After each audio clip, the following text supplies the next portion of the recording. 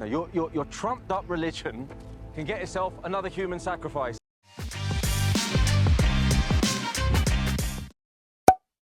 This week's literal cliffhanger, Foundation had a lot to live up to with a new live-action Harry, and a lot of questions and a lot of fans of the books unhappy.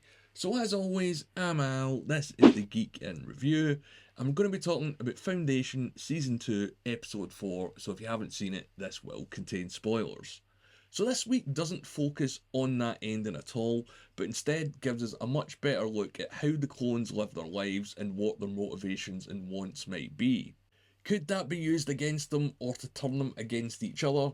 I think this is going to be a big question looming over the dynasty of what exactly will contribute to the fall of these guys, and how much of that could come from internal conflict. And Sareth does play a major part this week after being absent last week, and is really probing a lot of the Cleons to try and get the answer she wants.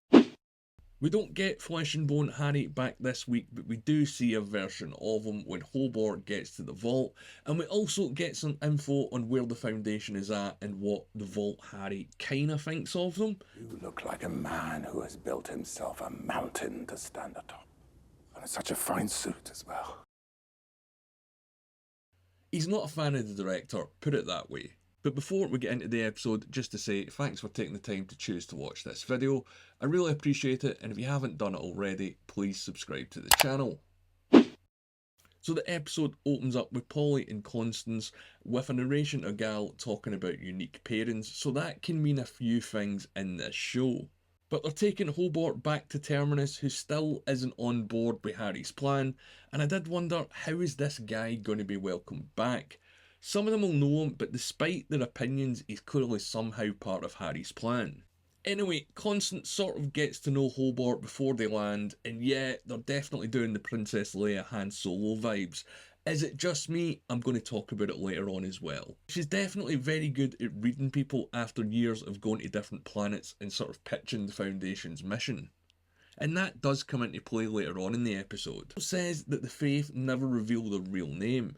And part of this is, I'm sure, to do with the fact that you've got to leave behind your old life and your old identity, like many sort of religions and faith do. But also, there's a security aspect to it as well, because if they get caught, they're not really going to know who they are. We also find out the director of the Foundation is Brother Constance's dad, which was something they should have brought up earlier on. It did seem a little bit weird that they put this in there, and I wonder what it's going to mean for her and the Foundation. Maybe nothing at all, might just have been a fun fact. But obviously they take Hobart to the vault where his name is still there and he's as shocked as everyone else. Given what happened to the Warden when he tried to approach the vault, he's not too keen to step inside. But he's pulled in regardless, and Constance goes in after him along with Polly. But anyway, they find Hobart, who says he's been there for 2 days, so things seem to work differently in the vault, and Harry kinda explains that later on. The director of the Foundation joins them, and initially I thought, is this some sort of automated trap thing with the vault doing what it does? Because again, it's very random that they're forcing this guy in, but no, it is him. Also, considering how the Prime Radiant looked when we seen Harry in the first few episodes, the way that the vault's represented is kinda dull. But they do find a room with a sort of library style, and Harry Seldon as well, at least this version of him. It explains how the vault works and how it can literally repurpose molecules to become anything that's needed. And I think that's worth remembering. I'm going to get into that in another video. But yeah, as I mentioned at the start, Harry doesn't seem that pleased initially with how these guys have been conducting themselves. He did anticipate the Foundation would become a religion by now, and he does remember Polly from when he originally came out of the vault at the end of Season 1, and he does seem to know who Hobart is as well.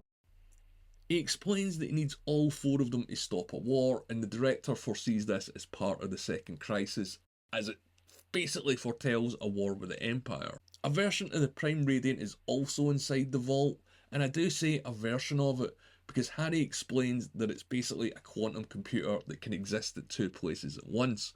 And I wonder, is that going to come into play later on, the fact that there's only 2 of these things? What happens if they manage to work out how to destroy one, or Brother Day gets one, that kind of thing? Definitely worth thinking about. So Harry wants to send Polly and Constant to Trantor to literally sell the Foundation, because that's what they've been doing on these outer reach planets. And this is all to slow the oncoming war with the Empire, because I think that this guy knows that the Second Foundation isn't set up or isn't in the position it needs to be, so that's why the war has to get slowed down. He dismisses three of them and asks Hobart to stay behind. But before he leaves, Polly does ask Harry why the new warden had to die, and the short answer that he gives is he has to be seen as a god, so they need to know what he can do and fear it. But once they're alone, Hobart does ask how the Vault and Harry knew his name, and he says it was a passing ghost that told him, so I wonder what this is linked to. I've got a few ideas, but I don't want to say anything yet. But then Harry mentions some comparisons to him in Hobart's life.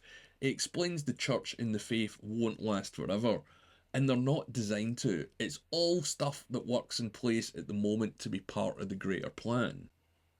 And with Polly and the faith being the public face, Harry wants Hobart to do something a bit more darker and behind closed doors. But we don't know what that is yet. Hobart emerges from the vault a few hours after the others and tells him about the different mission with Harry, but again, doesn't go into much detail. And Constant is a bit pissed due to the whole Han Leia thing. It turns out she's got a bit of a thing for Hobart, and they really seem to be setting that up quickly, because like the director showing up, it felt really out of nowhere. My favourite section of the episode is Queen Sareth on Trantor, because they've really been keying this character up. And if you watched my episode 3 video, you know I had a few theories on what was happening, and it turns out it looks as if I was right. They start off with, she's got a really different look. I mean, it looks as if she's off for a Saturday night out, but this is all just a ruse. So if you didn't watch my previous video, my theory basically was that Brother Day, or at least one of the Cleons, may have been behind the accident that killed her family and literally forced her into power. And it seems that she seems to think the same thing, so yeah, well done if you worked that out as well. And we've seen how the Cleons have meddled before in planets' affairs, so yeah, it's not against the realm of possibility. But in this episode, she's not really seen with Day. In fact, he's not in it at all. She's turning her attention to Brother Dawn, who, let's be honest, is always going to be the weakest of the three. And we haven't seen much of Dawn in Season 2, and again, he's noticeably different to Day and the rest of the Cleons that we've seen in Season 1. He's more fluid and relaxed in how he moves and how he talks as well. But Dawn also wants information from her, and he wants to know if she had anything to do with the attack in episode 1. And she's not hiding her intentions with what she wants from him, and I think she really might work out how to turn the brothers against each other, and this episode sort of sows the seeds for that. I can see her feeding Dawn the same way Demerzel feeds Day. And with Dawn being the weakest link, Sareth says that so is she, and that's why she thinks this has all been part of basically Empire to get her empire, which is called Dominion. Work out. And she outright asked Dawn if he was Brother Day, is this a plan that he would have come up with? Because she doesn't know that the clones are now all different and they're no longer, the dynasty that they once were. He says he wouldn't, but how similar are these guys after the contamination at this point? I don't know. Again, she's planting the seeds where she asks him why she wasn't paired with Dawn instead of Day, as they're much more compatible, and you can see that he's really having a think about that too. Now, as I said, Day isn't in this episode at all, but we do get more Brother Dusk as well than we've seen in this season. And like all the Dusks, he's still working on the mural. It turns out that this Dusk has a history with Sareth's aide Ro from when he was Brother Day. You know what they done, they're adults, so work it out. And she wasn't even sure which Cleon it happened with. But she says it jokingly, and yeah, we Ro in this conversation with Dusk as well. They're definitely working both sides against the middle, or both brothers against the middle. And Sareth isn't being super vengeful about this, she's being very tactical and kind of Shakespearean, where she's sounding it all out and setting it all up before she makes her move.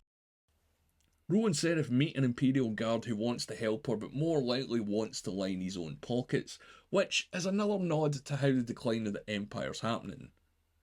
Sareth is only interested in what happened to her family, but also wants to know how Day survived the assassination attack. So I guess she's going to find out about Demerzel being a robot, because they mentioned that our people have the technology to undo the memory wipes that the clones use in order to keep their secrets.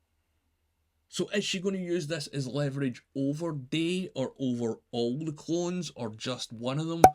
Now, the sort of final story in this episode is Bel Rios, who was introduced last week, and we've seen him jetting off to Siwenna, which is where this story picks up. He's looking for the Foundation and he realises it's a bit of a backwater planet as the Empire hasn't really been caring about the outer reaches for over a century. And at the start of this episode, Bel is careful, calm and collected. He's not going in with a show of force like the Empire would.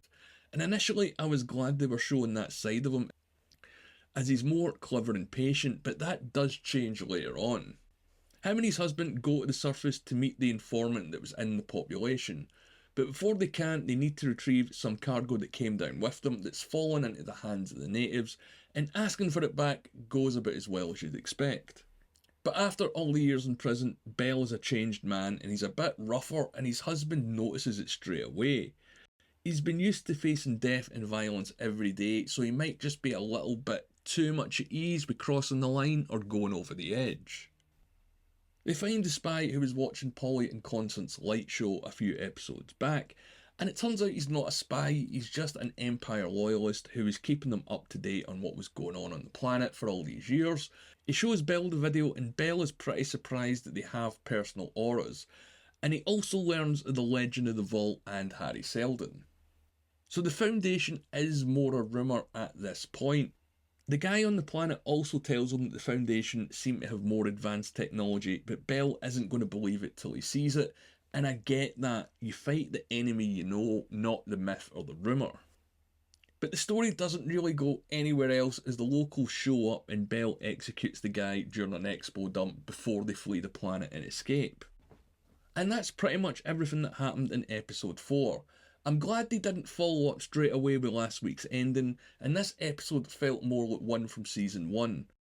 And the lack of Gal, Salvor and Harry sort of separates them from the main intertwining storyline of the clones, Rios and the hunt for the Foundation. We know that they're going to have to set up the second Foundation, and yeah, the fact that they're not tying into anything else so far, it seems that they're probably going to keep them separate and get the plan back on track. So that means keeping the second Foundation secret, at least for the moment as well. But in this episode, they didn't get any closer to doing that.